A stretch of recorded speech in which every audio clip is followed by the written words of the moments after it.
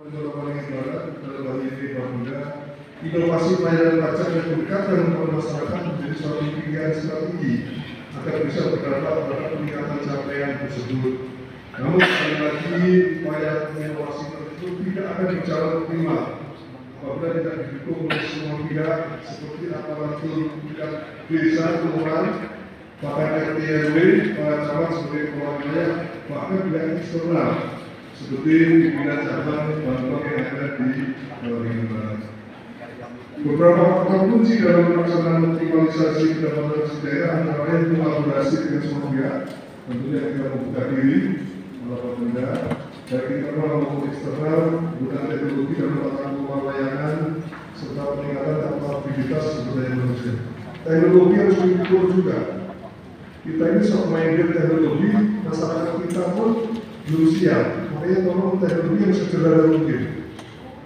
Saya bukan orang IT, tapi saya sering mengkritik orang IT atau insinyur yang berpikiran bahwa terlalu maju.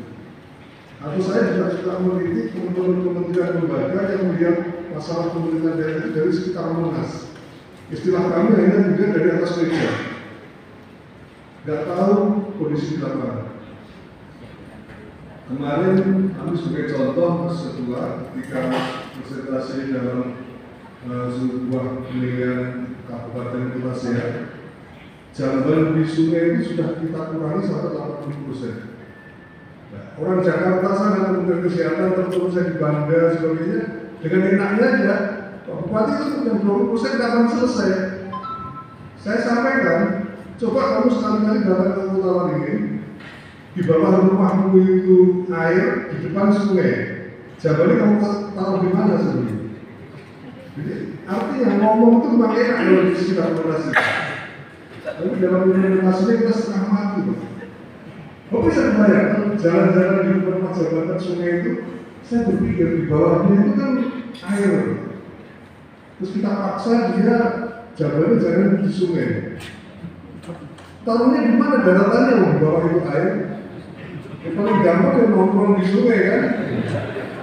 Untuk saat ini penyerapan anggaran untuk memasuki triwulan 3 khususnya di masing-masing SKPD di Kabupaten Kota Waringin Barat ini sampai sejauh mana dari hasil keuangannya?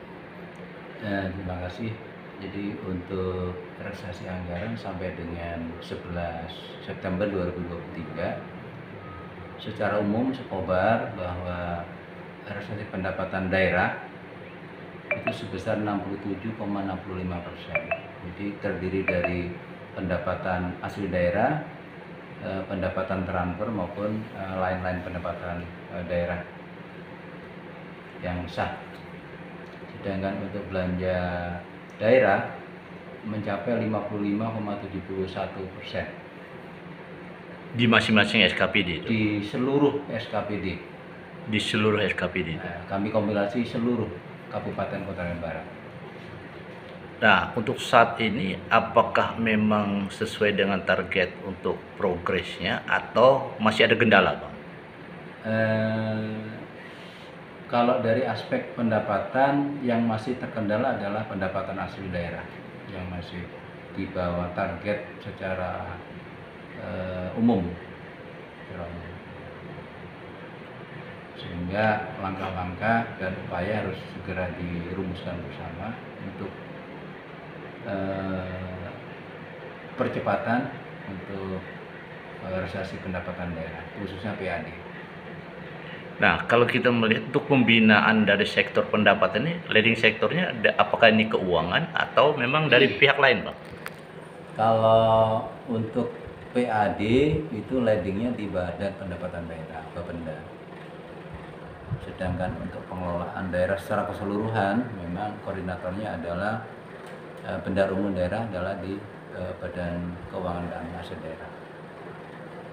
Nah, kalau kita melihat tadi ada rapat, Bang, di aula tadi ya. Itu rapatnya peningkatan asli daerah artinya apa gitu?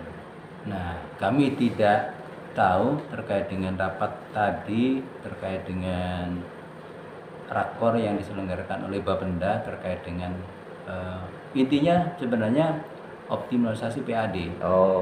Di sektor PAD-nya lah, di sektor pajak. Oh, jadi bukan leading sector, bukan keuangan. Bukan. Pada Oh, pendapatan. Bapenda. Oh. Oke. Mungkin harapan selaku kepala keuangan Kota Waringin. Harapannya sampai dengan akhir tahun paling tidak target dari PAD bisa tercapai lah, minimal 95% lah bisa tercapai. Supaya apa? Supaya bendahara umum daerah itu bisa memaksimalkan atas belanja program dan kegiatan di seluruh SKPD. Oke, iya. Terima kasih.